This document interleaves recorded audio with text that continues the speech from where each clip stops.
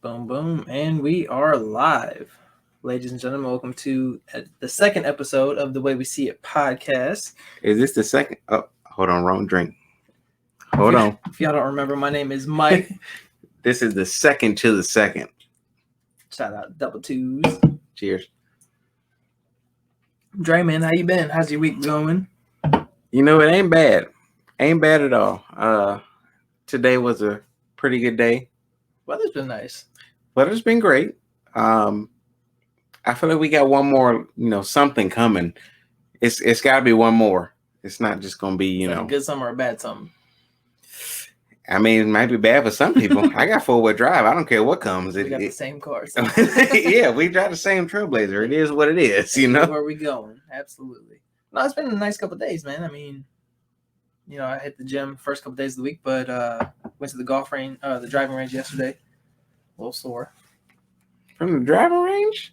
Have you hit 2 buckets of large balls? See, we brought this up the last episode, and you were saying, you got to come to the driving range. You got to do this. You didn't say it was going to be a workout. Okay, it's different when we go because it's 2.5, 3 hours. We're there. So if it's different when you go and you experience a workout with this dad bod, oh, man. It's going to be something else. Just bring the baby oil. Man. Makes everything better. It's just going to lubricate. I would like to say congratulations, though. Official holder of an LLC, new company, small business owner. Thank you. Right above it detailing. Right above it detailing. Absolutely. Much appreciated. I heard you say before you didn't see this coming, but I think I did. Yeah, I definitely didn't see it coming. I never planned on starting a business. I never planned on going through the steps or even Googling how do you start a business? Right. I mean, yeah, that's different. But the business itself, I remember years ago, we got that, my mom got the new car. Yeah. And she was like, hey, look, I don't really want to take it anywhere. I don't know. Where do I go? Right. I'll do it. Whatever. Absolutely. And yeah.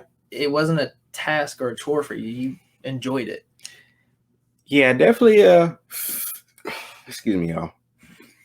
It's been one of them evenings. It's almost Friday. Yeah, it's almost Friday. We're getting there. But no, back then, yeah, I definitely enjoyed it. I enjoy it now. I enjoy, the before and after work. I enjoy taking, something that's completely trash and turning into something that's, I've seen some of the brand new. Yeah. Some people challenge you. Yeah. It gets a little personal for you, I think. Yeah, I think it's the personal for you, but it's okay. Outcomes good, great. Yeah. So anybody that needs detail, it's that time of year, snow, salt, everything builds up. You're in and out of your car. You're kicking it everywhere. You don't know how it got on the roof of the car, right? Interior, but it won't be there. And I remember when I was younger, I detailed semi trucks. Yeah. For a bit. That was when I remember that back in a high school senior year. I would leave school because I got out of class early, so I was an hour and a half. Yeah, and I remember that. If I wasn't playing basketball, I'd go detail semis, and some of them had been, 200,000 miles of smoker, back-to-back cigarettes and stuff for them to stay awake and whatever their lifestyle. The first truck I had, I was working for Doug, and he's like, hey, how many garbage bags do you think you need? I was like, I don't know. For what? How much garbage is in the truck? He's like, no, for you to wear. It's like, what? Took some duct tape and he put these garbage bags on. He had a hazmat suit. He said, little did he know about COVID. he said, hey, raccoon chewed out the rubber boot for the shifter, and raccoon got in there and then had babies. Oh, shit. So were they still there? Not when I got there. They had been removed, but I had to clean up what was left. And I was like, I don't think I like this job anymore. I think I'm good. But that was the absolute worst truck I had. After that, I got, more comfortable with it. I was like, Doug, I ain't doing this shit ever again. Right. And he's like, no, they're not all like that. I'll make sure you got, good line with you and whatever. And, after school, listen to music, just clean. Just be out and do it. That's all it is, man. I get in, pull a car in, I play some music that I like, and it is what it is. I just keep going. I think the big difference between us, for me, it was a job, 100%. My car, do I enjoy, especially when I had the Monte Carlo, do I enjoy cleaning it, making it pristine? Nina. Do I enjoy making that look pristine, this, that, and the other? Absolutely. but to do it for everybody's car, I understand the work and, you know, the before and the after and the feeling of it. It's just for me, I don't get it out of that. It's just like all them French fries and Legos and Cheetos. Man, I done pulled seats forward. The and back seats. I done like slid seats forward and had Oreos roll back at me. I'm like, you know what?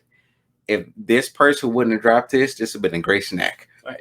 If you find my lucky rabbit foot, let me know. Right. What was you doing in the back seat? You lost it. How you lose that rabbit foot? I think for me and a lot of people, you know, when I post like pictures or, you know, before and afters, or if I tag somebody in something, which I try not to tag people. Yeah. A lot of people do it to themselves like that. I'll post something, they'll be like, oh, you ain't had to put my car up there like that. I don't mean to do that, and I don't judge anybody. No, it's not about that. It's on about the condition of their vehicle. Hey, look, whatsoever. I'm starting off, you know, from scratch, new business, and hey, here's what I can do, you know. Yeah. And those dirty cars are just a challenge. It's not like, hey, this is a horrible person. It's just, hey, right. You know, I took this and made it this. Right. Like the worser, like the I don't know, is worser a word? No. The worse it is. Yeah. The worse it is, the better I feel once I clean it. Absolutely. And like it's, you know, it's one of them things where I'm like, hey, like they're like, oh, you know, thanks for doing this. I was like, hey, don't thank me yet. Like, let's open your doors. Let's see what you think. Like, let's get your key ignition. Let's have you sit down. Those are those people that want no part in cleaning it at all. So they're just like, yo, if you spent 3 hours, we're good. Absolutely. Because anything's better than what it was. But like, I mean, so perspective of like, everybody has TikTok, you know, you're watching these videos of people, hey, here's my home transformation, bought this home, super run down, looks horrible in the beginning. They give you step by step, they fixed a bunch of stuff, and now here's what it looks like. Exactly. Nowhere when you're watching that TikTok are you ever like, man, those owners before that were horrible. Right. It's like, dude, you know, this is what this person who has this artistic mindset, they started off with this blank canvas or negative canvas, however you want to see it. Right. And they made something great of it. It's a good feel type story versus that last owner was this or that. Like, right. No, it's not about that. Exactly. It's all about positive vibes. Yeah. And I never see it as like a negative thing when people bring, you know, horrible stuff to me. Never, ever. No, I mean, like I said, it's just a challenge. For your mindset, you're starting a business and it's just a challenge. Right. But in that, so I like a good challenge, competitive stuff like that. And I'm the same way with the things that I am that way with. You know, I like coaching basketball, like where I work, this, that, and the other. Like, I'm in that mindset there, right? Just not with everything, right? But I understand it. No, it's either way. Right above it, LLC. I might say it was a great day today. Comment here. I get them details, y'all. I checked the business account like frequently, and I was like, man, it's still in review. And I checked it today, and it says still in review. And then 2 hours later, I got an email saying like, hey, your business is approved. Congratulations, you got your LLC. And I was like, all right, great, like cool. We about to rock with it now. Let's get it. So right above it, detailing, we here. Official today. So something else. Well, I don't want to say something else, but I feel like from our last, absolutely, episode 1. From our last episode, a lot of people have commented on how great our chemistry is. Absolutely. And how we get along so well, and you know, this, that, and the other, and it's cool. And I feel like no one really knows where it started. Ooh. And I swear, y'all ready for a story? You would never believe it, like how everything started between us. Because the fact that me and him lived 2 seconds apart from each other and went to school. How long was that 50 ride? For high school, that was... That 50 was what? A smooth 45 minutes to an hour. Yeah, a big part of that was I was so surprised that the 50, the bus, Rita, yeah, that from one street over from my house would go all the way to my high school. I mean, if you live about 200 streets away, different sides of town. Pretty much. Like, probably more than that. As far as it went and the route it took just to get you from boom, boom, or even taking the rapid. just right there, and you can still catch the same bus. Right. The fact that it went both places. There was multiple ways to get to our school. Like once I got to like the end of our school, I would take, the wrap at a certain part, and I would take the bus. You learn to manipulate time as you become an adult. It's just like when we were not adults. It's so just about like 2 weeks ago, we were not adults. It's just like when you're driving now, like you go to work, and it's like, oh man, like we back, in the school times and school zone. So like I can't go this way because it's gonna slow me down, but I can go this way. It's the same thing. School.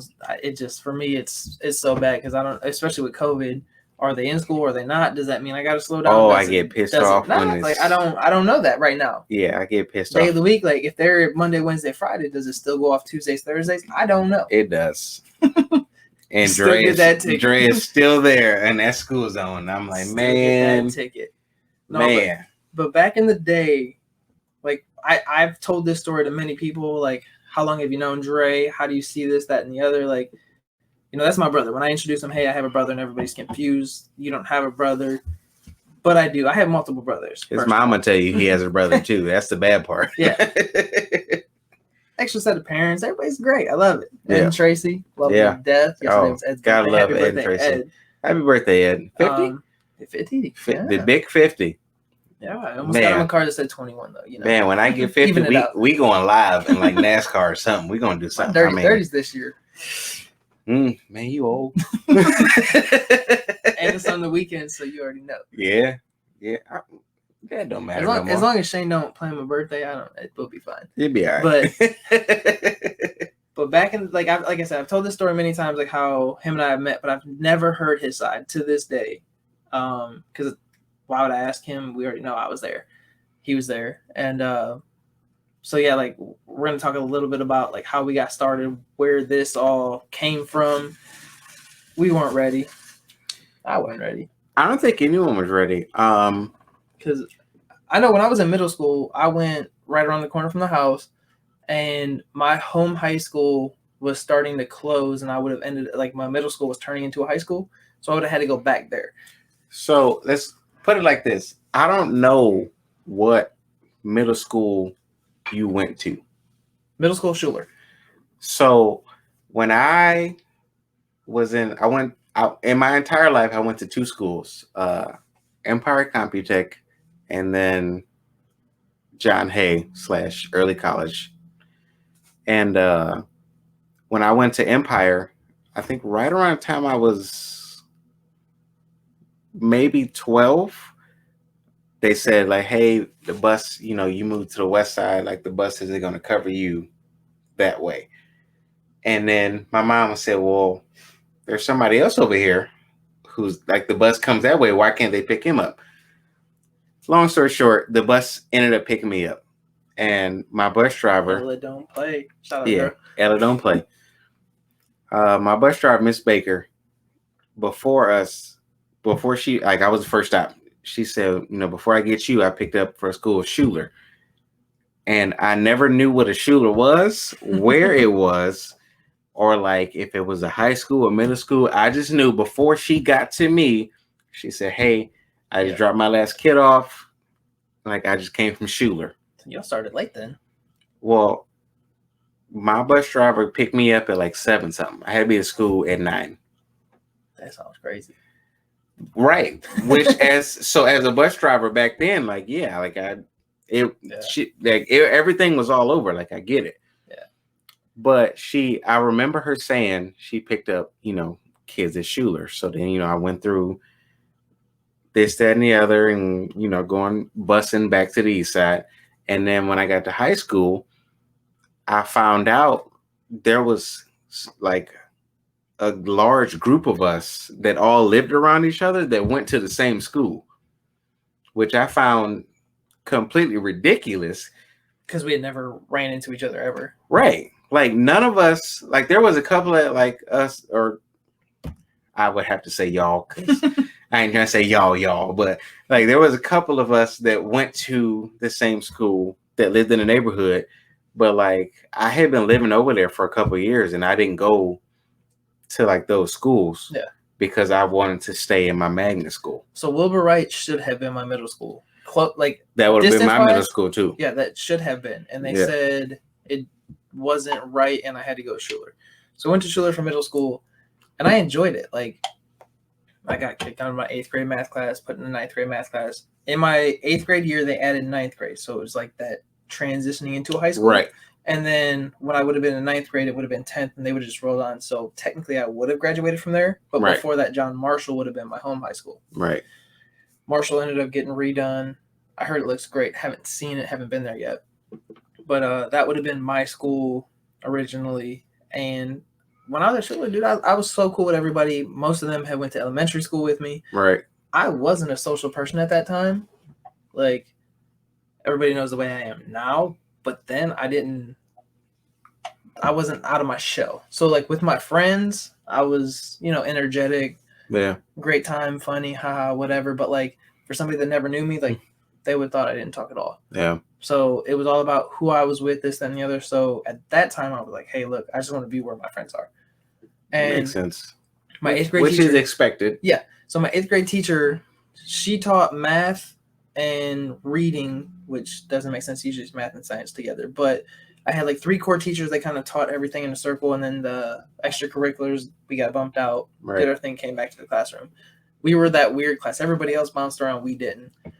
And that teacher, she gave me the application for John Hay. She said, hey, look, there's schools opening up. You'd be a great fit for it. And my mom was told when I was in like kindergarten I should be in special works or whatever, like, accelerated. But that was the east smart side. Ass. Okay, back in the day. And she was told I should do this. She said, where is it at? They said, east side, don't worry, they'll bus them. She said, absolutely not. Not happening. So had that opportunity, ahead of time, but she turned it down. Right. 8th grade, she said, you need to do this. Teacher saying you need to do this. And I'm like, no. And then, we had to apply to get in. So made sure that was all good. They kind of forced me into it. And we went there. And I'm like, dude, I'm not going to know anybody here. This is going to be horrible. Like, far side of town. Don't know anybody. Like, what am I going to do? So when you applied to the school, did you know that we only had to be there 3 years? Yeah. So that was my I didn't care. That was my all right. What teachers were like, hey, you should go to the school, you should do this, that, and the other. And I'm like, okay, that's I mean, it sounds good. Right. But what's enticing me to go? Like, hey, 100%. Well, if you go here, you only gotta go for 3 years. And I was like, what? They say, hey, you graduate high school in 3 years. You go to college sooner. I was like, I don't care. I want 4 years with my friends rather than 3 years with some people I don't know. I was like, all right. I say, I'm going to take the test. I got accepted into a couple of different other high schools, but I was like, all right, I'm going to take the test. I'm going to go here. Cool. So when they said I got in, I was like, bet. That's what's up. So right before I left, I don't want to call it elementary school because I was in the same school from K through 8. Yeah. I had a teacher, Miss Berry, and love her to death, Miss Berry. She knows. Shout out. She was with a thug, love her to death, but she kept all her students in line, and I think she's still a teacher, so I'm sure she still keeps her. Absolutely. Yeah, probably. Here we are now. Yeah. No, seriously, she still keeps her students in line, I'm sure. If she does anything like she did, when I was her student. I have my teachers on Facebook. I have their phone numbers. Not all of them, but a majority. The ones I was really close to, and they've been to my grad parties and stuff like that. Absolutely stay in touch. I don't know if Miss Berry can come to a grad party. Absolutely, Miss Berry. You are invited. Miss Berry, she was +2. She was of the younger teachers. Got one. She's got the other, Miss Berry. She was of the younger teachers when I was in school. But love her to death. Miss Berry told me, she said, she used my government name. I'm not going to tell y'all my government name, but she used my government name. She said, you have the ability to go somewhere and be somebody. Do it. She said, don't get caught up in none of this BS. But she said the actual words, which is fine because I was, I needed that. Oh yeah. And she said, still do. She said, you need to grow up, be somebody, go somewhere and do something. That's what she told me. And I was like, all right. And, you know, till this day, Miss Barry, she's a teacher still, I think. I hope so. And I hope she's still instilling that lesson into young people. And she's still, teaching and pressing on. Like, you said that. And, she's one of the teachers who've made differences in my life. You had, Miss Barry, Miss Dixon. There was a couple others. Yeah, I had a few, and unfortunately, I don't have my middle school teacher contact. Like, not to cut you off, Miss Graham. Miss Graham was my kindergarten teacher. Man, all right. So let me tell you, Miss Graham, my 21st birthday, I posted something, and my kindergarten teacher, Miss Graham, commented on my 21st birthday post, and I was like, man, I don't know what happened or what's going on, but that woman used to give me a little bag about this big when I did something right. Love her to death. Miss Grant was the greatest. Shout out to kindergarten teachers. Teachers everywhere. All ages. Shout out to all the teachers. But kindergarten teachers, man, Miss, you got to teach these young Miss Graham was the greatest into individuals. Man, I hope my kid gets it, because if not, well, I'm telling you. So we go to this high school, and what you said when she had that lesson and said, hey, look, you can be what you want to be, kind of sparked a memory. So we get to high school. From my point of view, we hung out first day. Okay, first day of actual school, because we had a couple days of orientation, and they give you this I didn't know you then. Scavenger hunt, no. And I had to find all this stuff. First day starts, right. We get to the class, and we kind of sit somewhere different in every class. And we ended up sitting at the same table. And again, I didn't know what I was in store for, with the school. Right. It was already a ride to get here. I didn't know where I was going, who's gonna be here. I just know I know nobody. I'm an outcast as far as I know. And I realized I was one of 5 white dudes.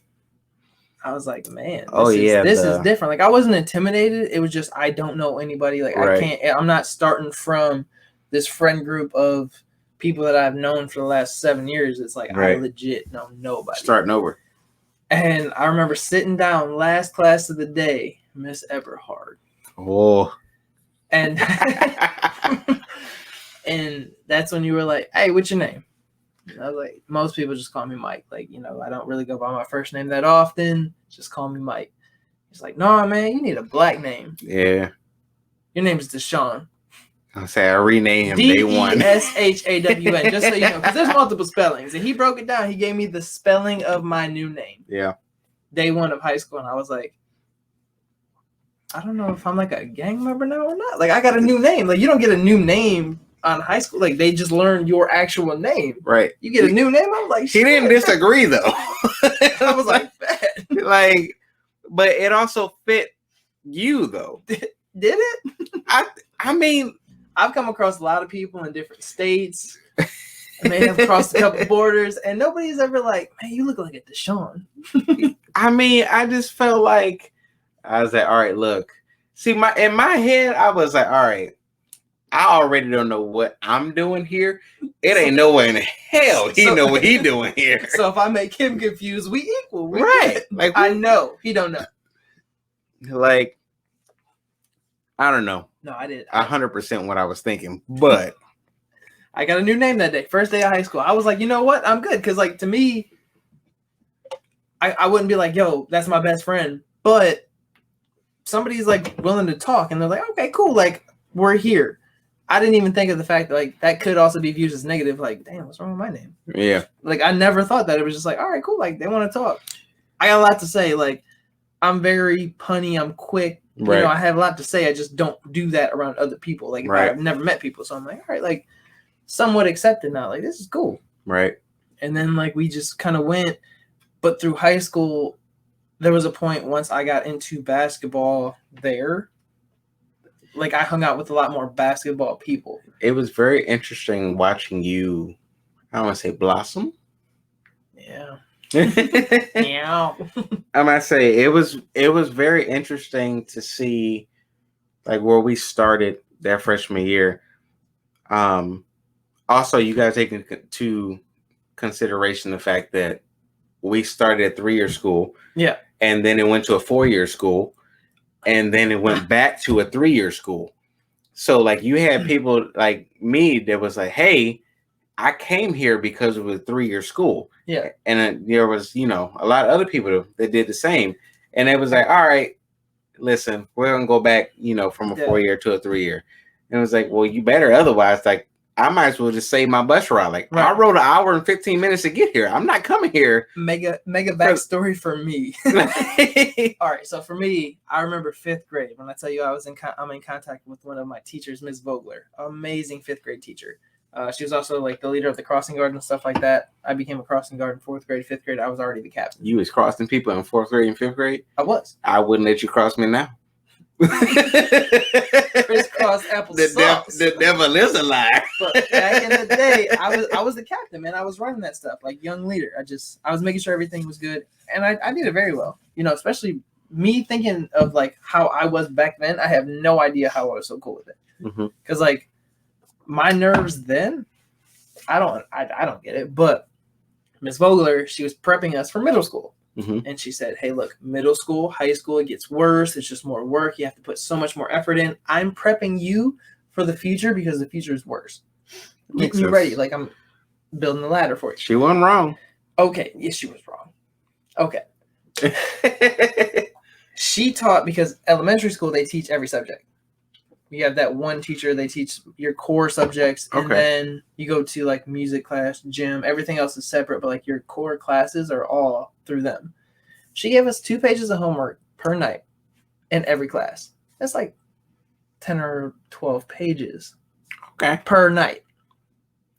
I was ready to drop out in 5th grade. But Mike, you like stupid smart though.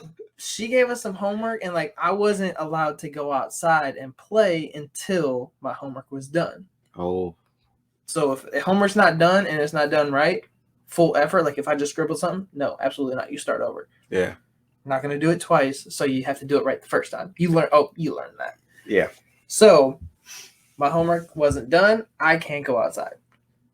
That makes sense. So I couldn't figure one of the homeworks out. I don't even know what it was, but it was like, think of this week, first nice day, you're ready to go out as a kid, just play. And like back then, I wasn't in the house. There was no video games, TV. Like you're outside all of every day. I'm gonna say it was a different world back then. And I was so frustrated. And I'm like, hey, look, I can't do this. Can I just go outside and play for a little bit and then come back? I was like, no, absolutely not. One rule, finish your homework, then you go outside and play. Right. I was so mad. I don't know where I heard this in 5th grade, but in 5th grade I heard when you're in 9th grade, you hit that age, you can drop out of school. When I heard that, I was like, I'm quitting in 9th grade. I got 3 more years and I'm done. I was an emotional child. I let her know I was dropping out of school when I got to 9th grade because my teacher told me it only gets harder from here. So you had no intention. Oh, no. In that case, I'm reaching this line and I'm done. Right. So when they said 3 years, doesn't matter. Okay, now I'm here. And you went from 3 to 4 years? Yeah. Bro, I was ready to quit 5 years ago. Why do you think I'm going to stay for an extra year? I was like, dude, I don't want to go there. I don't want to go here. I'm done. So I feel like when we was in the same auditorium and I was done. I was like, there was 2 messages in that same thing. One was like, hey, we're going to 4 years. And the other was like, hey, we got our dress code. And everyone's like, oh. Well, dress code, we were already in dress code, 9th grade. So, but that was my first year. That was like going into high school was my first time ever having dress code. So like I remember in middle school, I had this like LeBron Navy jersey. Oh yeah. And everybody wore jerseys. Well, here's the thing. I rocked it and it was great. It was comfortable. In middle school. I'm not meaning to cut you off. I'm not leaving at this moment. I just want everybody to know this go around second episode. I'm not going to apologize nor step up. When I got to pee, I'm going to have to go pee. Just saying. Okay. Middle school, wore this jersey. It was great for some. Like, it was comfortable at that time. Yeah. Get to college. Even if I wear it right now, it's so far down. I have no idea how I wore that shit comfortably before. It happens though. That's just what life. So when I went to Cedar Point for my 8th grade trip, maybe it was school then, but I'm saying it's so long. You wore a jersey. You wore some. You wore some jeans. You wore a jersey. It was a longer jersey. Yeah. And then you wore some type of Air Force, some bathing apes. I had the Forces or Timbs. Yeah, or Timbs, depending on the season. Yeah. We went to Cedar Point. May. I don't know, 20-ish. Cedar Point was our second year, yeah. So you wore... Because the third year was Kings Island. First year was Geauga Lake when that was still open. Shout out to Geauga Lake. Man. Miss you. Yeah, Geauga Lake is... it's something now. They're trying to redo something to it. Parking lot. It'd be like that sometime. But, yeah, speaking of Timbs, I think you taught me how to properly tie my Timbs because that's what I had within dress code. I had the blacked out ones. Yeah, you had to. I thought I tied them right. I didn't know. You didn't tie them wrong.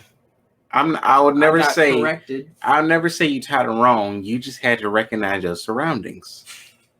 That's just what it was. But at the same time, Mike was the only dude in high school to play Gucci. Like, we would all get in, what was it, a Dodge Caravan? There was this the white Dodge. One? Yeah, it was very small. Right. So before we get into that van, because that van has some stories. All right, so I had to backstory real quick, then we'll come back to that. When you said this, your teacher told you like what you could be, this, that, and the other. Yeah. Do you remember Miss Mendelson, senior year chemistry? Amazing teacher. I love Miss Mendelson to death. She taught chemistry. Sweetheart. She wrote. I had that autograph book. Yeah. You go to graduate and you have your teachers, your friends, and everybody sign it. Wait, So you hold on to it. Wait. She told me I could be a future chemist, and I was like, Miss Mendelson, you dogged me so hard. You weren't in my class, so you didn't like feel that full glory of the I think it was the recyclable project. Yeah. So Miss Mendelson, she let me have it. There's someone else who we are very proud of. I loved her to death. So one of our dear friends, Brenda, who is a State Farm insurance agent. Absolutely. You need your car insurance, Brenda. Absolutely. Hit up State Farm. If you don't want to, reach out to her first, hit us up.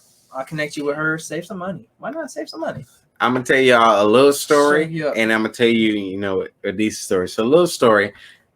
When Brenda first started driving, Brenda stayed also in our neighborhood. So it was like me, Mike, Brenda. There was a couple other people. And per Brenda, my name is Ricky, Michael, Charles, Bobby, right. Elliot, Frank, Tony, Jim, James, Elliot. So Brenda would call me and say, "Hey, I'm on my way." And I'm like, "All right, cool. I'll be outside."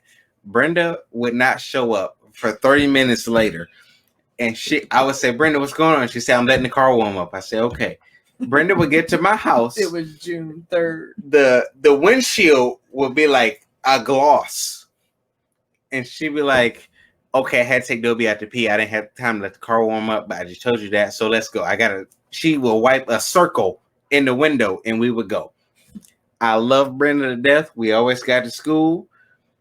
But usually I remember sitting when I had OG Logan and that was first class. She would send me a picture because like this was before Snapchat or anything like that. So she'd just text me a picture of the cop that pulled her over. Exactly.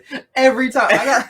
But like she would always make sure the picture was a little different, so I knew I wasn't getting repeats. It was a different picture every time of the cop that was pulling her over. It was like, here's him, here's like a car. Me and Brandon went through some stuff. And Brenda, don't run over that thing in the road. Yeah. I told Brenda one day, I said, "Hey, there's something in the road. Don't hit that." She said, "Okay, Dre." She ran it over. We got stuck in Tremont with a flat. So then me and Brenda would stop by Biggie's. It was the gas station on 55th in Carnegie. Yeah. So always stop by Biggie's. Miss Mendelson, like my last day in chemistry class, Miss Mendelson would be like, "Hey, you always ride with Brenda. You're always late, but you guys have such good grades. When are you bringing me fries? I'm like, all right, bet. That's amazing. I didn't know that story. See? Yeah. No, This is that part where I'm not going to apologize when I got to go to pee because, people say I didn't want to say I had to go pee. I'm going to go pee. All right, go for it. All right. It gets worse when you stand up. So part of what we're going to get into here is, at least from my point of view, me and Dre were cool. Like I said, day one, I got a new name, new, identity. Here I am in high school, and we're just rolling. And, I started hanging out with everybody. We had a very small class of 09. I think by the time we graduated, there was 88 to 90 people. It wasn't too many. But I started hanging out more with the people that, like, played basketball and we were into it. We didn't have football, anything like that, baseball, till our senior year. So just basketball. And I played basketball as much as I could. I would have, for the day, 100% attendance per class. Some weren't as much as others because I would skip that class and go to the gym. We had 80-minute classes. In our building, there were 3 separate schools. Breakdown of like specialties and this, that, and the other, like what you were going to school for. The other 2 were 4 years. We were 3. And I played basketball everybody's class. Especially by like senior year, if I had 5 classes, 3 of them I was playing basketball all day. And that was the crowd I hung out with. I did basketball before school, after school, until I got into working. That worked around my schedule. So me and Dre didn't hang out as much there.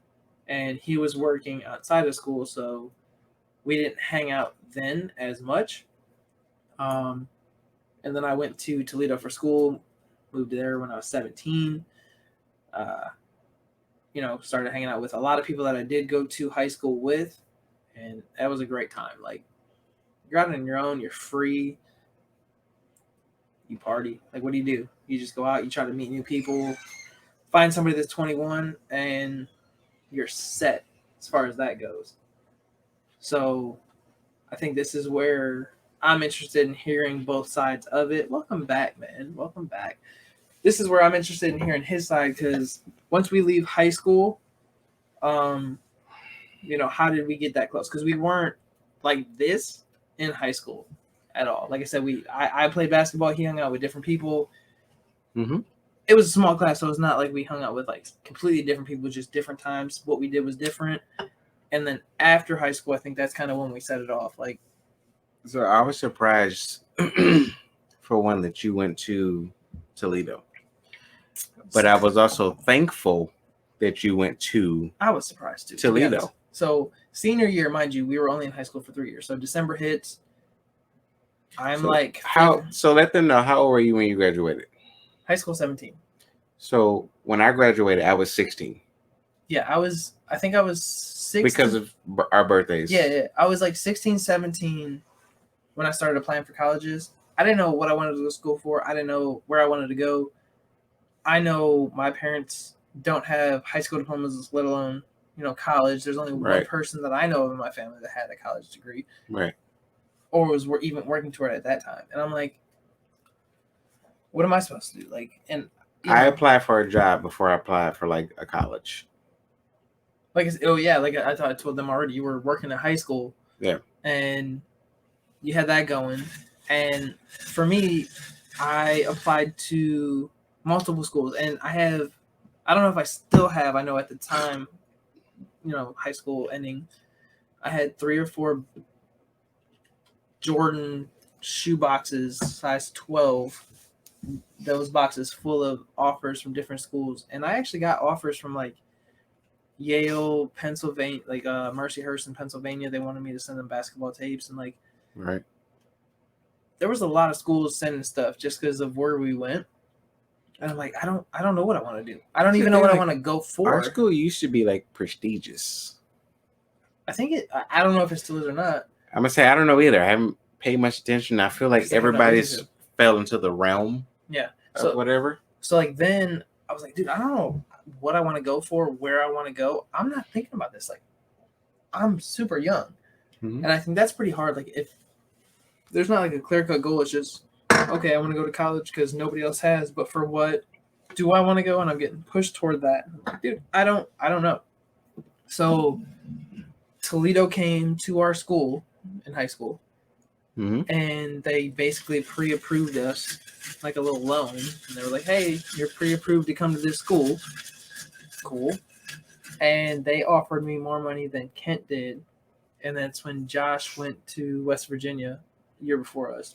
See, I don't quite remember that. Like the whole, like the school is coming to our school and offering us this. Only Toledo did. Kent didn't come to our school. It was just Toledo. I visited Kent because it was also close. I didn't know what I wanted to do. They didn't offer me as much money. I was going to go to WVU. Josh was like hyping me up. Yeah. And, you know, he went there and he became a social butterfly too because he wasn't like before he left. He's like, I'll never drink. He's like, dude, we're having keggers. I broke my hand. Like, what'd you do? He's like, punch the wall. I'm like, all right, man. Like, what you mad about? Right. But I almost took a tour down there, and I actually hadn't gone down there until Billy got hurt. And when he did, Josh took me around, and I was like, dude, I'm going to be honest with you. I'm so thankful I didn't go here. Tuesday biscuits. He's like, why? I was like, because I would probably have a kid by now. I was like, you guys party so much and you just do so much dumb shit. Like, I'm glad. Right. I'd regret a lot of things I did if I went there. Absolutely. And, yeah, but shout out to Tudor's Biscuits. Tudor's Biscuits. That was a long drive just for a bacon. I didn't mind cheese it, though. sandwich, yeah. That's right when I just got Baxter. But, so that's like why I went to Toledo. Plus, all right, now you know everybody. Like, I had 3 roommates that I just went to high school with, so I could live with them. That was cool for me. Right. And, you know, that kind of carried on. But so, me coming back to Cleveland?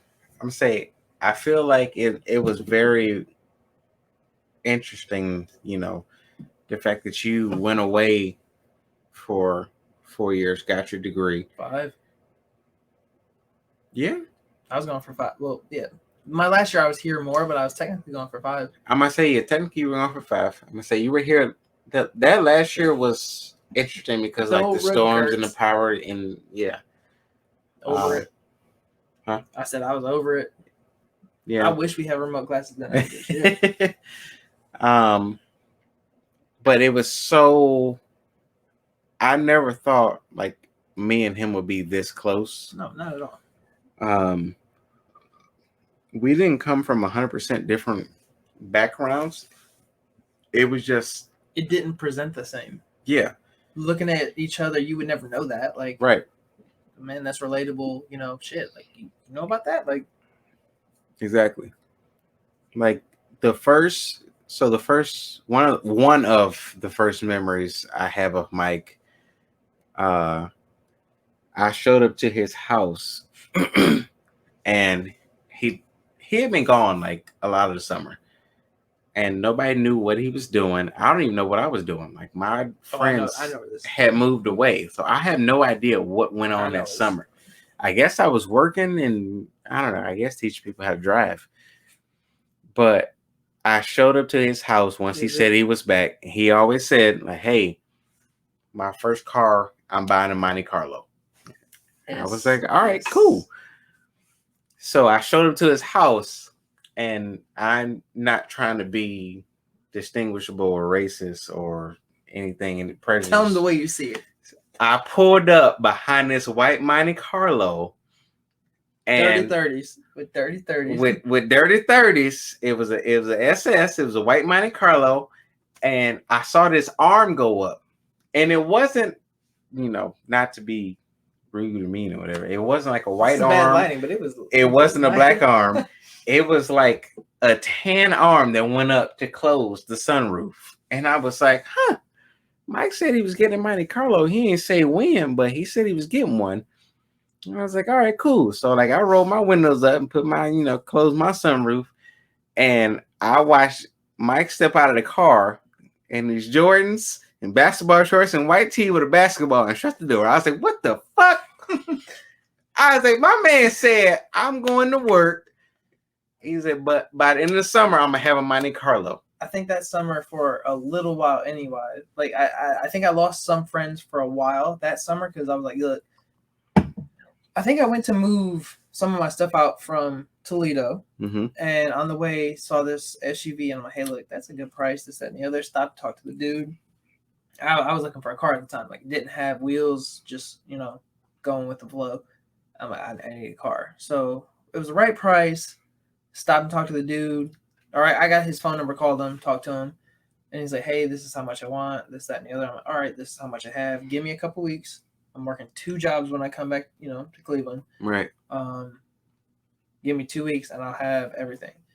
Like I said, I told him my whole story. He's like, look, I understand you're in college. The rim needs fixed. It costs this much. I'll take that much off of it. Meet me out here. And I'm like, all right, I'm working 2 jobs. I needed my dad to drive with me, so I had to go around his schedule, my 2 schedules, and the guy's schedule. Yeah. We came up with a day before I was supposed to go out. Mind you, it's like Sandusky, got an hour. I'm like, hey, still good for tomorrow. Be there at this time. Did your schedule change? Is everything good? Just being, polite. Right. He said, sorry to tell you, sold the car like 3 days ago. I'm like, you negotiated the price. Negotiated the price, did this, that, and the other. Like, I have cash for you. Do you remember what SUV that was? Bravada. Old school. Oldsmobile. Bravada. So, a Blazer. Yeah. Same thing. I was distraught. I was so mad. I'm like, dude. So I never knew that. Yeah. So I was so mad. And I came back and my dad's like, look, at that point, my whole goal was to get a car that didn't have a car note. I'm not trying to pay monthly. I'm still in school. Yeah. I'm trying to focus on school more, work less than have to add bills. And absolutely. At that point, I was like, you know what? I'm going back to my basics. This is what I want. This is what I'm going to get. That's when I started working 80 hours a week. 2 jobs, full time. Like, I think at that time I was 19, and if you want it, you gotta hustle to get it. I was working with guys that were like 40 and 50, and when they found out that I was working so much, they were like, "Dude, are you an idiot?" I'm like, "What are you talking about?" They're like, "I have a kid that's 23, 24, and he doesn't want to work a full-time job." I was like, "Your kid's lazy." I'm gonna say that's your fault. And they're like, "Wait, what?" I was like, how are you going to tell me I'm an idiot, I'm stupid for working this much when I'm young? They're like, dude, you have to enjoy it. I'm like, I enjoy this. Like, I have a goal. I'm working toward it. Like, I don't feel like I'm losing anything at this time. Yes, dude, I've been to some good parties by now. I know what I'm not going to. It's the same thing, man. Like, it ends the same way. This person fighting this person, going haywire, whatever. But I got a goal. Right. I got something to reach before the end of this summer. So, in my eyes, you accomplished that goal. Oh, I got it. And I didn't tell nobody.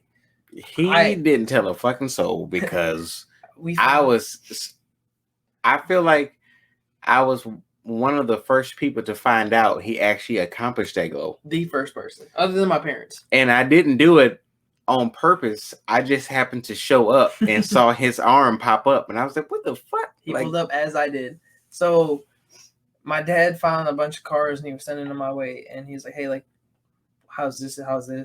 And there was an Aurora, nice little car, and had a 15 and 212s. And I was like, call him. I'm like, dude, I'm working, 16 hours a day. Call him, tell him we'll be there on Friday. Yeah. And he's like, you ain't getting that shit. He's like, what do you need a 15 and 212s? I was like, I got a playlist. I got it. I got the playlist. And he's like, no, you're looking at the wrong things. And I probably was. There's a very good chance I was. And so dealership out in Akron had that Monte Carlo, went. All right. So what was the name of the dealership? Tempest Motors in Akron. Tempest Motors. And they had the cars in there. We got there before they were open. So I jumped. It wasn't a gate. It was a little wire fence, whatever. Jumped over that and I looked underneath. I started looking at everything outside. They're not open yet. Dude, opened the main gate and he walked in. I was like, hey, can I get the keys for this? And he's like, can I open first? No. I was like, dude, you don't even know. You don't even know. I was like, this car is with me. And at that moment, because of the song that was popular at the time, Riding Around with That Nina, I was like, yo, this car's Nina right now. That Car's name's Nina, is going home with me. It's a badass car. We're good. And he Badass finally opened. car. He gave me the keys. He was like, "Hey, let me run your license real quick." Took a picture of that, and we just drove. It was me and my dad. Like, they didn't even put somebody in the car with us. They just let us take it. Like, all right, whatever. We drove around, and I liked it. There was no reason not to just take it off the lot. I was like, all right, I want that. And he's like, hey, look, my wife does the finances. You know, I need this, this, and this. Had to drive back to Cleveland, get this stuff. The whole way back to Cleveland, my mom's like, you know, you need me. You still need me. So just remember that. You always need me. Get all the stuff I need. I had like $4,000 cash. When I tell you I had been working, I was ready to throw it all down. Get there, and they run my credit, and they're like, yeah, you'd have a better payment if you were by yourself versus with the cosigner. I was like, need what? What I need? So threw the cash down. They were like, oh, you were serious. I didn't know about interest rates or how any of that worked at the time. My first car had a 22% interest rate. You learn, though. Oh, yeah. But I got the car I wanted. I'm going to say, you definitely learn. So did that, made the payments, crashed it before I paid it off. Had a great time. Love that car. I would do all that again just because of how hard I worked, 80 hours a week for that. And people my age weren't working. No. Like, weren't. Especially my part-time job that I was still working 40 hours a week. Them kids were all from the suburbs. Yeah. They had everything handed to them. Like, maybe they had to pay for gas money, and that was sometimes. I had to pay to get to work. You know, I feel like those kids, they don't realize the fact that if something's handed to you, okay, it's handed to me, like, I can take this, I can go. Like, hey, my friends, like, no, I'm handing this to you to take this. I want you to build off of this. Yeah. So, like, if I give you a vehicle that's paid off, I want you to take this vehicle. I want you to go and take it, and I want you to not fuck it up. I want you to take care of it. I want you to prove to me that you can take care of it. Yeah. Because when I go and do something... I want you to go to Dre, right above it, detailing, make sure it's clean, see Brenda for insurance. We got you. Absolutely. Oh, man. Love Brenda to death. Wouldn't see her. But yeah, so, like, how we got here... I might say, yeah. So when I came back from college, you know, I left, came back, and you'd hit me up, hey, you're in town, this, that, and the other, and like we go ride, you meet here, and just go random places, and she'd talk shit about us, tell us we was trout for everything we did. I love you, Tier. All right, so love you, Tier. Tier, I'm still trout. Love you to death. Mike is still trout. We love you to death. Don't know if you've seen our last episode or, you know, if you've been watching this episode, but I try to call it Tier, you know, as much as I can. She is currently, she's pregnant now, but she's due May 10th, May 11th, something like that. So she's like 7 months. I'm saying it's close to her birthday. She got 2 months from now. Yeah, it's close to her birthday, but March, April, May. But love her to death. But yeah, she would take us places. She tells us we was trout, and we'd all hang out. I've left the St. Patrick's Day parade to go pick Tier up before. All right, so I don't think Tier knows this right now. I don't think she does. Me and Billy were riding our bikes. We got bored, and we were riding to Edgewater Park, which from here take you like a smooth 40 minutes on a bike if you take the right path. We got just about there, and she texted me and was like, hey, I'm bored. Come pick me up. I said, give me a little bit. Turned the bikes around, rode our bikes. Mind you, I had access to a car at the time. Yeah. Just rode our bikes because it was summertime and it was nice. Rode all the way back, then went and picked her up and brought her back to the house. Tier. And my mom, she liked to yell at me a lot just because. And she'd come home like just yelling about whatever. And she'd turn the corner and she, Tier was there. And she'd be like, Michael, I swear to God, hey, dear, how are you? Love you. Would you like some steak or something? Like, we have plenty of food. And I'm like, what? She just started laughing and be like, yep. Like, I was telling her we want steak. Right. We all want steak. So, love to her death. I want to say congratulations to her and brother-in-law. Absolutely. Cheers to that. Cheers to them. Cheers to them. Congratulations. Yeah, it's I don't know.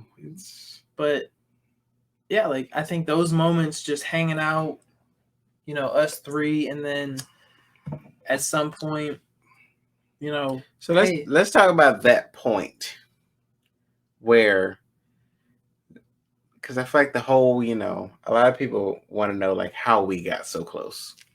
So I want to talk about one monumental point in our relationship that we got so close. Okay, so we were cool up to a point. What's your point? We've always been cool to a point. But let me tell y'all the point to where I was like, all right, I can show up at my man's house. This is where I told y'all cool. I'm still trying to figure it out, so that you let me know. So, because I'm curious.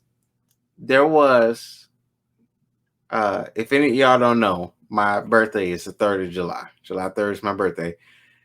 And back then, his family used to have July 4th parties. Because my sister got married on the 4th of July, the 1 year.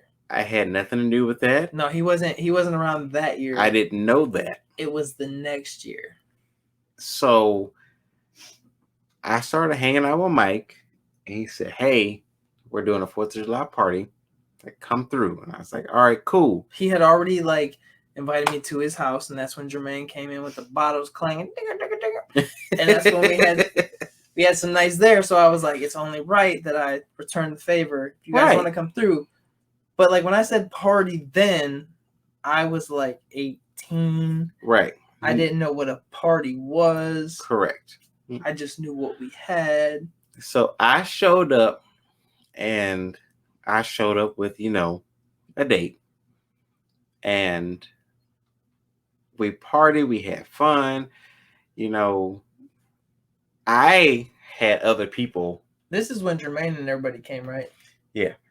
I had other folks show up to said shindig. So and my dad decided to make a rule that young Mike, the bull, had to take a shot with every person that walked into the yard with us.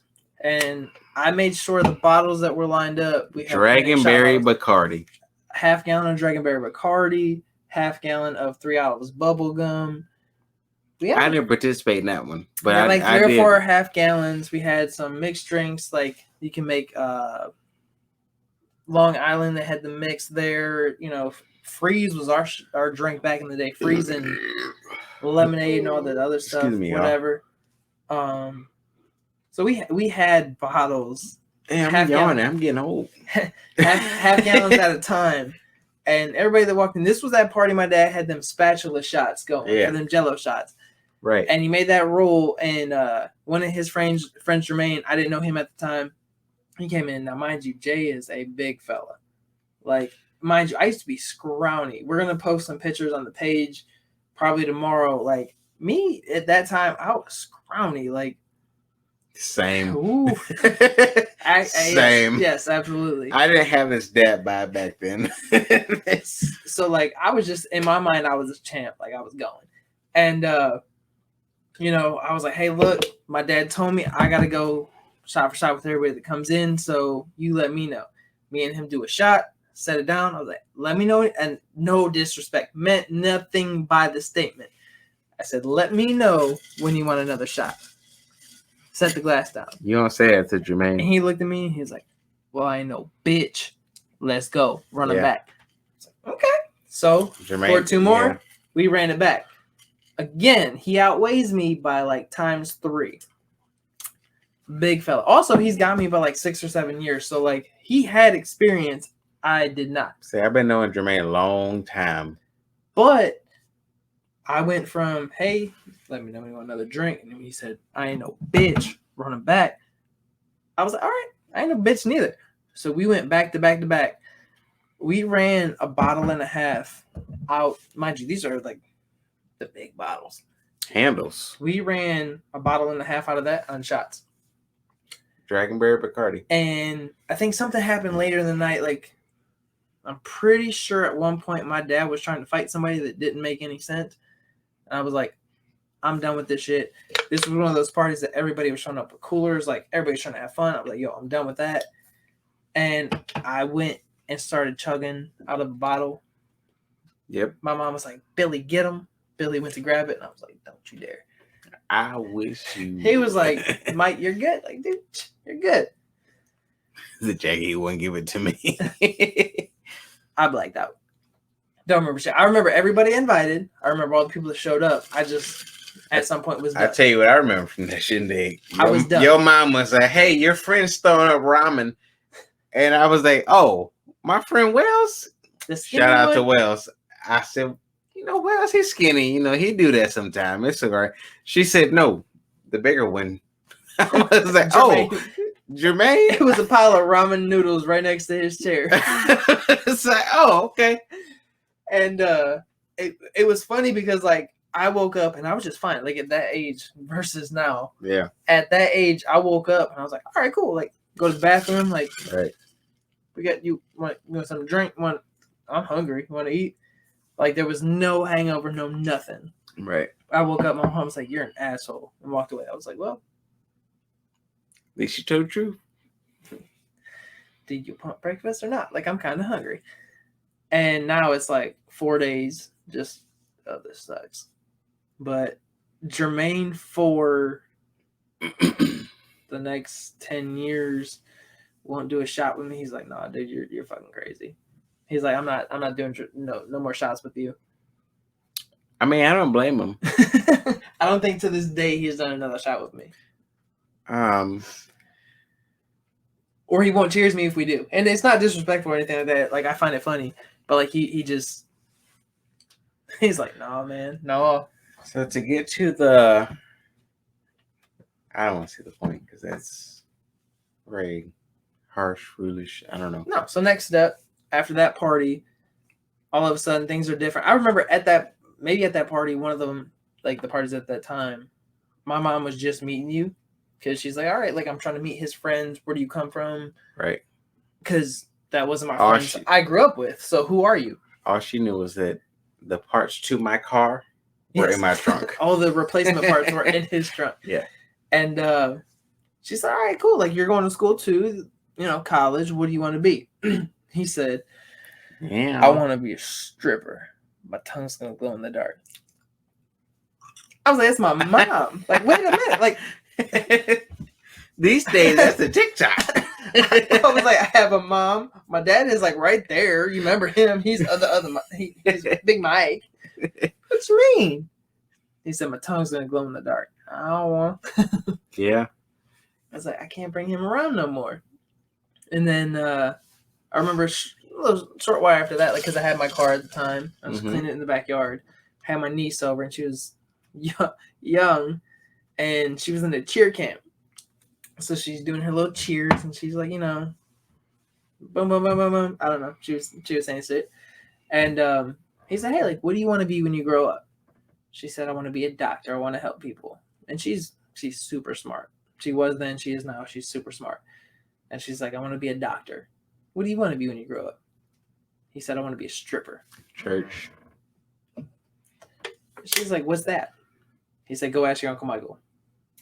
So I didn't hear this conversation at the time. I was very confident in my answer. I was in the garage looking for something. So she comes up to me. She's like, Uncle Michael, what's a stripper? I was like, it gets the paint off of cars. Why do you want to know? She's like, well, Dre just told me he wants to be that when he gets older. I was like, yeah, he loves cars. He wants to work on them. I looked at Dre. I was like, when you have kids, it's over. And now I teach his son bad things. Yeah. How's that drum set on the water bowl going? You know, Noah hasn't fed the dogs in a long time, thanks to you. Long time. It's different. We don't forget. I feel like as you get older, it gets different. Which I feel like, the gist of this episode was how we grew and this, that, and the other, and how we met each other. And yeah, I think, like I said, the biggest part of that was just I didn't know in high school. Like I had no idea who anybody was, and even after high school, I don't think I even had an idea of who you were. I feel like no one. I knew how I saw you, but I had no idea who you were. No, I feel like no one saw me, and kind of no one knew who I was. Yeah, because how long it took 3 years after that for us to really see the deep side. Yeah. And yeah, in high school, I just left and I was like, dude, I was so confused even when I left here. I'm like, I just got settled in here and now I'm moving to a different city. Yeah. And here I am. But, I'd come back and we just started hanging out. That kind of was just random. Because I didn't hang out with anybody from high school. So. Zero. There was nobody else. But I also had lost contact with all my other friends. So other than the few people that lived in my neighborhood, I didn't hang out with anybody. So I think it was. So I lived in your neighborhood, but neither one of us knew it. Yeah. When we saw each other the most, I was teaching someone how to drive. It's funny because we were both with the same someones on both sides. And he was like, okay, I see you. And I'm like, you don't see shit. You don't see nothing in that passenger seat. So anytime I was doing a driving lesson, I had cones, the whole ordeal. I went to driving school. He bought them. Driving has always been my thing. Before I had a license, before I taught anybody, driving has been my thing. Always. You better back in your spot, slightly cut the wheel. You got to know how to get out. Back in your spot in case shit pops off. Anybody out there listening? You cut the wheel in case, somebody want to take a picture and your shit look good that day. Okay. But back in your spot. I have been in multiple driving occasions and have ran into Mike. Mind you, I have been driving. This is not a golf cart conversation. No, not a golf cart, not where I didn't hit literally. Shit. Not literally. I have been outside of the car watching, helping people drive. And here goes Mike. Here comes Mike. I mean. And that was when we were like, hey, what's up? Very casual, didn't really know each other then. Right. But it's like the certain things, so I remember that, and I remember so if it was an incident where I saw you, there was incidents after that. So the one time I saw you, I was like, oh shit, that's Mike. Obviously we went to school with him, it's cool, I'm teaching you how to drive. Got to a red light. It's like a T-bone, I guess a T-bone. A dead end? Yeah. Well, it was a dead end where you're going, you can only go left or right? So it was a side street ending into a main street. Okay. The light was red.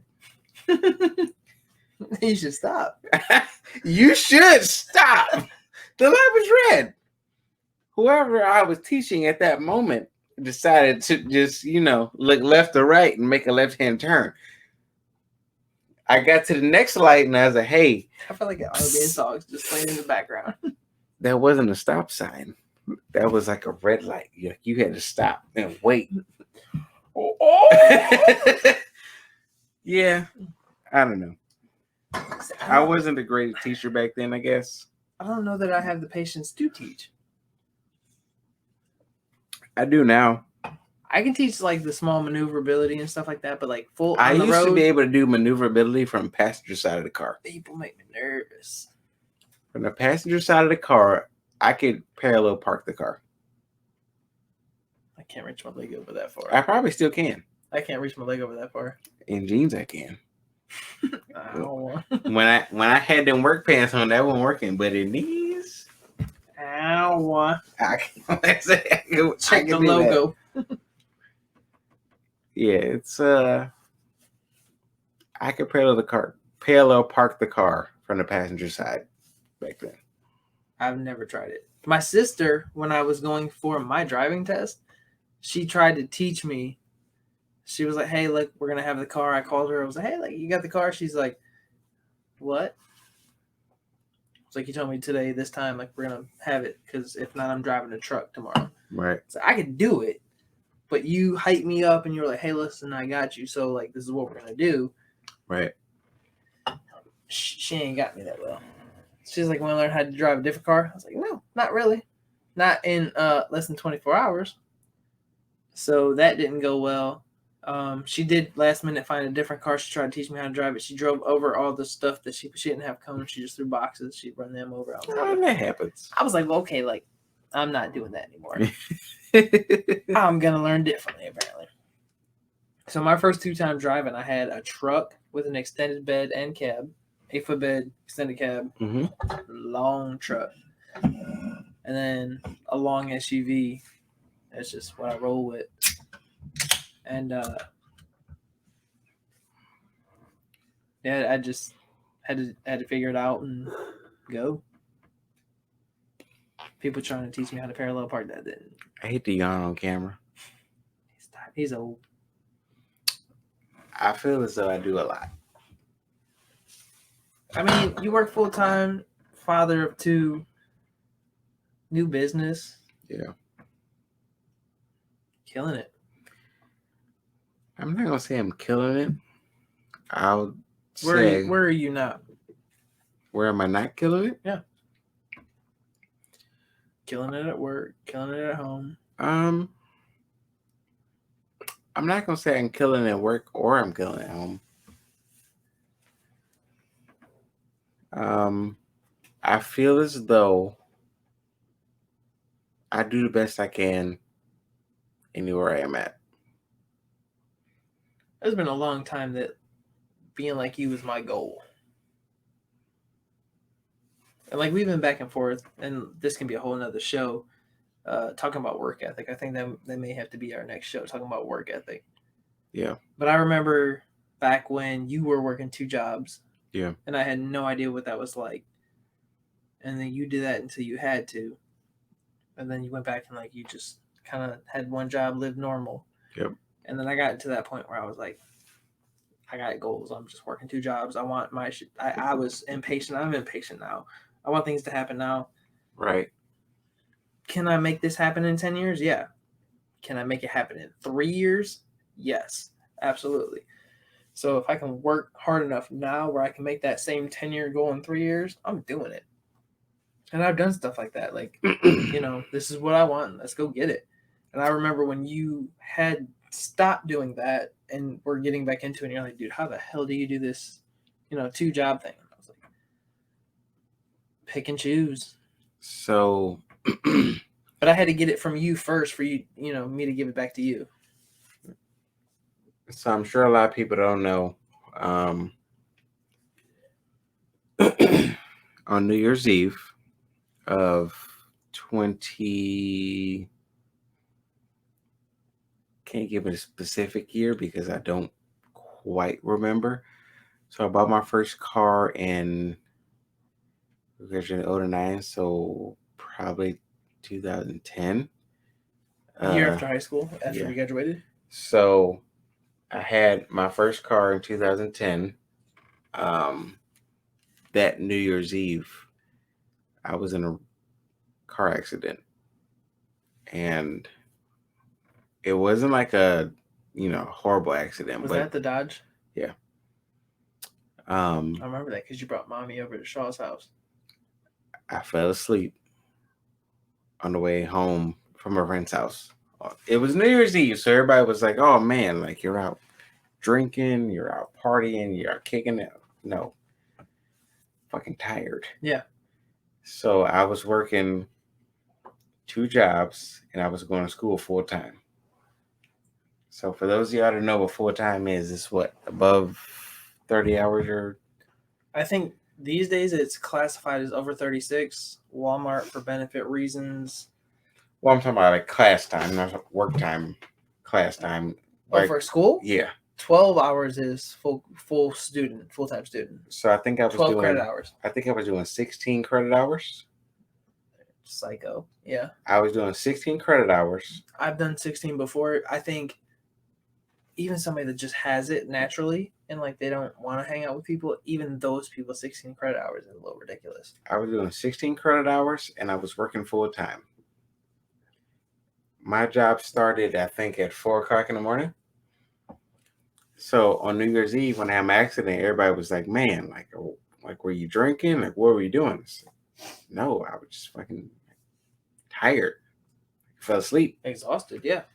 Like, I go to work, 4:00 in the morning, get off at 12. At that point, the girl I was with, I would go to her house, take a nap, take her to work by 2 or 3. I would go to work, by 3 or 4, get off at 10, pick her up, et cetera, et cetera. Yeah. It was exhausting. I was like, when they talk about, oh man, you doing the most, like I was doing the most anybody could do. Yeah. And adults are like, how is this happening? Like, how are you doing this much? Yeah. And just like, that's my goal. That's what I not your goal to work that hard, but like I have a goal and I'm working toward it. So like, this is in line with that. See, it wasn't what I wanted to do. It's what I felt like I had to do at the moment. And that's, I don't know. People can talk down on that, but like I said, I think the next podcast should be just like the work ethic and like, all that side. Cause I do think that generation wise, like everything's changed. So I really want to hit on this, the next one. Yeah. But, just to like work that hard and to not want to do this in 20 years. Yeah. Do it now, get it out the way. And everybody's like, oh, like you're losing out on so much. You're not, really not. Right. I gave up some years that like people are like, oh, like you could have done so much more. Yeah. What's much more? At that time, if I miss a party and I go to the next one the next Saturday, right, they have one every Saturday. Right. Same people, same drama, same people arguing. I'm not missing much. End of the year and sorry y'all. I do be tired sometimes. Haven't missed much. So I think we have the next topic on the next show.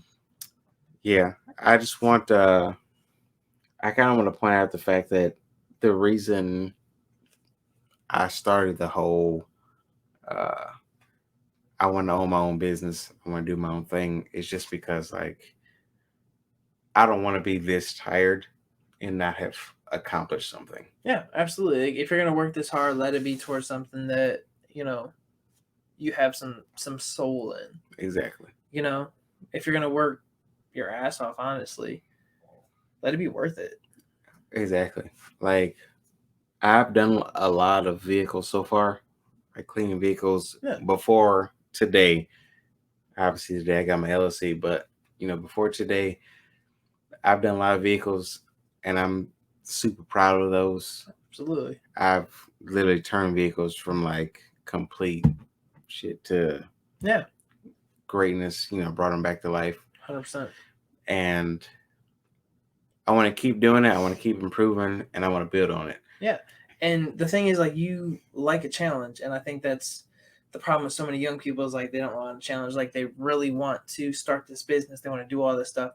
And a challenge hits them and it's like, oh, I probably ain't meant for this.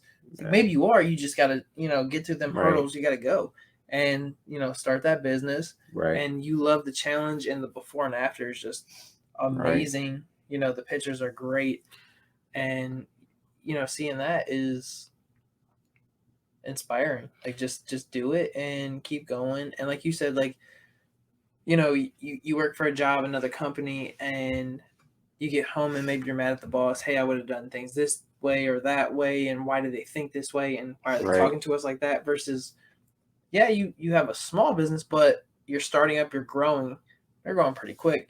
And you're your boss. Hey, I wish they would have done things differently. That's going to stay continuous. Like, I still wish they're going to do things differently, because even if you say it, they may not listen, or you may not want to say it, versus I wish I would have done things differently. Right. Next car, you do things differently. and then you just keep rolling. You learn, you kill it. There's no them. There's no other factor. It's just you killing it. So 100%. the biggest thing I feel like I can tell people is one. I feel as though nobody's going to do, like, you can call it OCD or whatever you want to call it. I'm not, like. Is that meticulous? Precise? Maybe. I will want anybody's, like, vehicles to be like, I want my vehicles. Yeah, 100%. That's a pride thing. Yeah. Like, I can't send you away with a vehicle that I wouldn't drive. That's a big thing where it's like a stamp, like I put my name on it. Yeah. Type thing, you know. And I think that's great. And same thing with referrals or anything like that. Like anybody that we say, hey, like talk to them about this, 100%, like names on it. And you know, I wouldn't put a referral out. I've had people at work or people I don't work with that I know trying to get jobs where I work. Right. They're like, hey, like, you know, give me an interview, this, that, and the other. Can I do it? Oh, absolutely. I can get you an interview. Am I willing to put my name on it? No, not all the time. Right. I had somebody that maybe the resume didn't stack up, but they had my name on it. Yeah. And I was like, hey, look, just go ahead and like interview this person, whatever. They did. They showed up for the interview. They got hired on the spot. Whatever. First day of work, didn't show up. Person called them and said, hey, like, where you at? They was like, oh, I don't know if this job's going to work out, but if something else shows up, call me. And yeah, that worked. What? So, all right, like, that's never happening again. That's not the first time. That's like the second or third time. I'm like, dude, family, friends, I don't really care. Right. I'm just not putting my name out there. Because my name, I'm not this amazing person. I'm not like some superhero or anything like that. Right. But where people know me and know my work ethic, my name carries weight. So it's like, hey, look, is this person decent? Would you hire them? And I have to be honest at that point. Well, yeah. You can be my closest. When you're throwing around like my legit name, and you got to be really close to me. And even at that, like, if you ain't cut out, you ain't cut out. But look, you can do a lot of things. They're not made for this job. And I'll be honest, I really don't care. Absolutely. So I've had arguments for that. So our next one's next episode. Work ethic. Work ethic. Difference between our generation and the next one. I don't think they're ready for that one. I don't care. I think they need to hear it.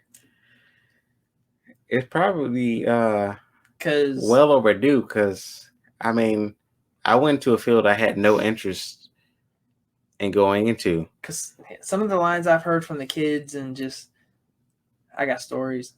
I hope you're ready because if we start right now with this whole spiel, you got another 2 hours. Ow. Yeah. I want to thank everybody for liking our first episode and showing all the love. We appreciate the love. Obviously, a lot of people know us. A lot of people appreciate us. A lot of people got a lot of likes on the Facebook page that we don't know. So shout out to you guys. And if you're listening this far, appreciate it. Love you guys. And if you have any other topics, I think we're pretty set on the next one. But going forward, let us know. Shoot in a message. It's okay. Yeah. Don't be afraid to do whatever. Just comment, subscribe, like, whatever. Absolutely. But I think this is a wrap here tonight. Cheers to that. Yes, Cheers. Sir.